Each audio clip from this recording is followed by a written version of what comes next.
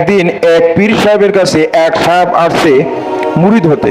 তো পীর সাহেব বলছিলেন, আমি সাপকে মুরিদ বানাই না, কিন্তু সাপ নাছর বান্দা হয়ে বলতে লাগলো, আমাকে মুরিদ বানাতে হবে। আমি তোমাকে মুরিদ করতে পারি এক শর্তে, তাহলে তোমার স্বভাব পরিবর্তন করতে হবে, জিকির আজগার এভাবে করবা, কিন্তু কাউকে দংশন করবা না। সে করলো কি, খোলা মাঠে কাত হয়ে জিকির আজগার করতেছে।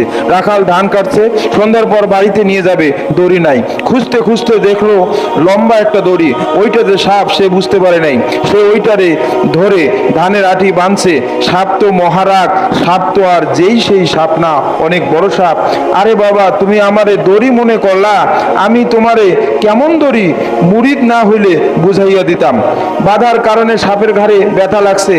বাড়ির যাওয়ার পর যখন দড়িটা ফেলাই দিছে, তখন কোনো রকমে ঘাড় কাজ করে পীরের দরবারে গেছে সাপ। সে বলতেছে, এমন জিকির শিখালেন আমারে ঘাড় মচকে গেছে।